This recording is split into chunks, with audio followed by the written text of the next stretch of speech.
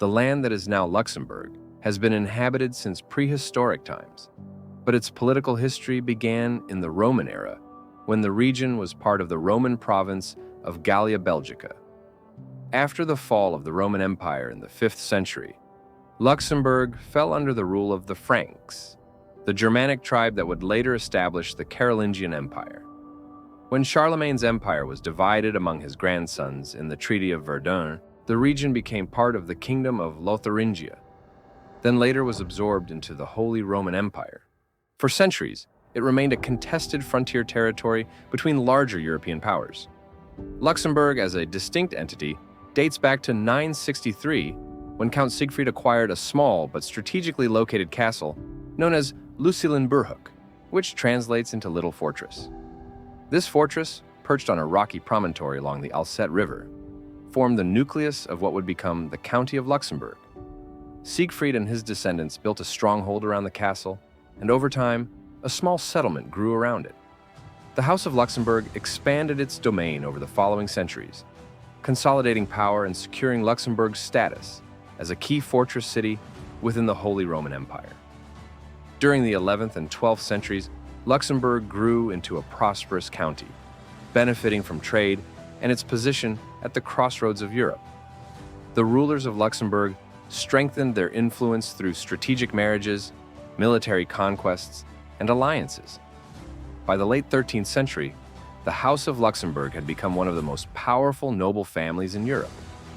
In 1308, Henry VII of Luxembourg was elected as Holy Roman Emperor, marking the family's rise to prominence. His descendants, including Charles IV, would rule vast territories across Europe, including Bohemia. In 1354, Emperor Charles IV elevated Luxembourg to the status of a duchy, further cementing its prestige within the empire.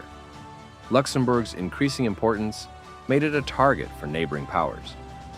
In 1443, the duchy fell under the control of Philip the Good, Duke of Burgundy, after he captured it from the House of Luxembourg. This marked the beginning of centuries of foreign rule. First of all, under the Burgundian rule, from 1443 until 1477, Luxembourg became part of the vast Burgundian Netherlands. The Burgundian Netherlands were those parts of the Low Countries ruled by the Dukes of Burgundy during the Burgundian Age, between 1384 and 1482.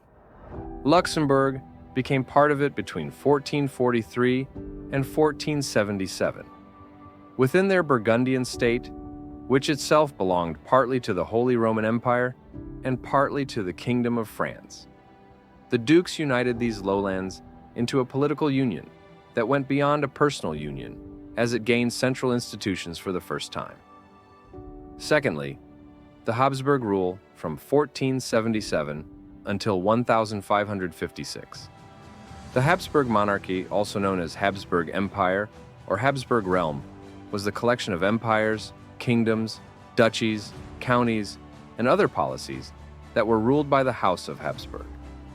After the death of Charles the Bold in 1477, Luxembourg passed to the Habsburgs through the marriage of Mary of Burgundy to Maximilian I. Next is the Spanish Habsburg rule between 1556 and 1684. Habsburg Spain refers to Spain and the Hispanic monarchy in the period from 1516 to 1700, when it was ruled by kings from the House of Habsburg. Following the division of the Habsburg realms in 1556, Luxembourg was governed by the Spanish branch. From 1684 to 1697, Luxembourg was occupied by the French.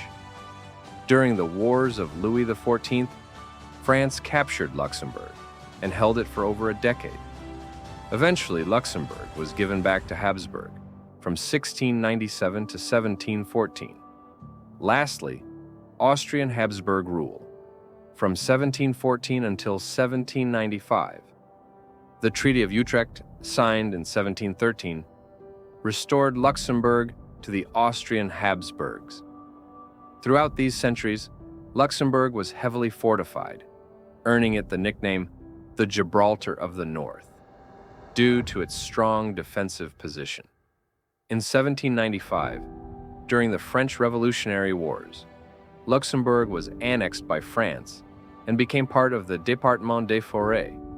French rule brought administrative changes, including the adoption of the Napoleonic legal system.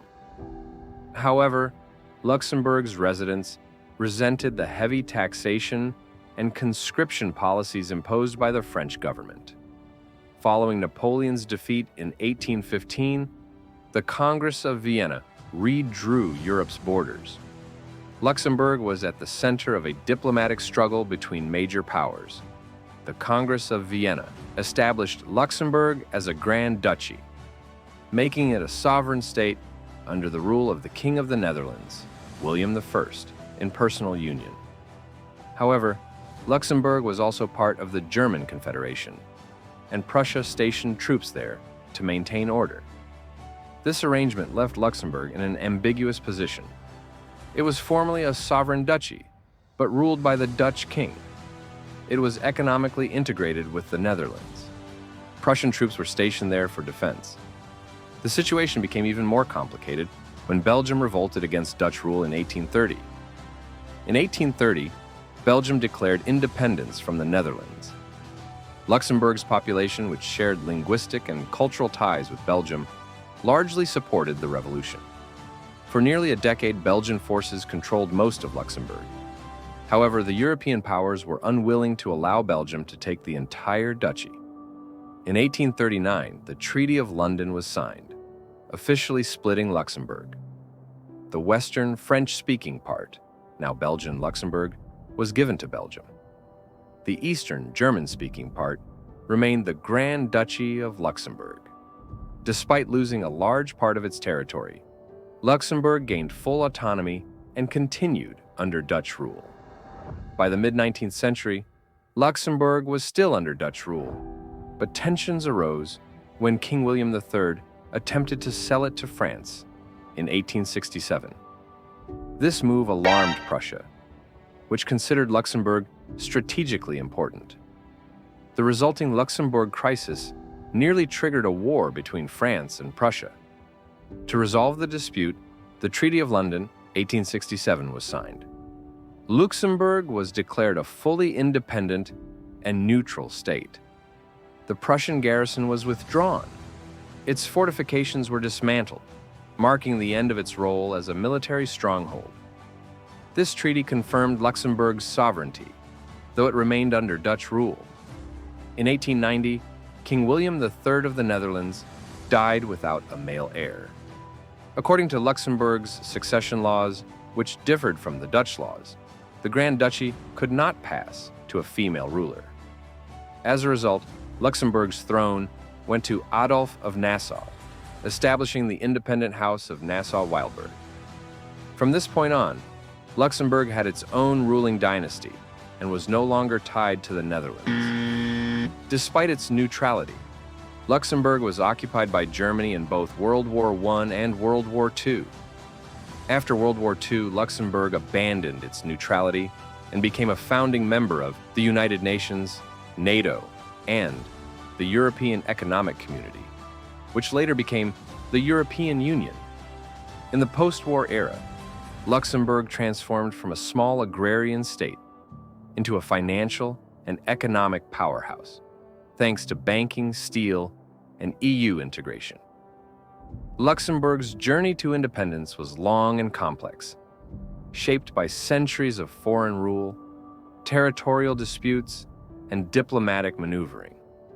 From a medieval fortress to a powerful European duchy, then a disputed territory caught between major powers, Luxembourg ultimately secured its sovereignty in the 19th century and became one of the world's most prosperous nations today.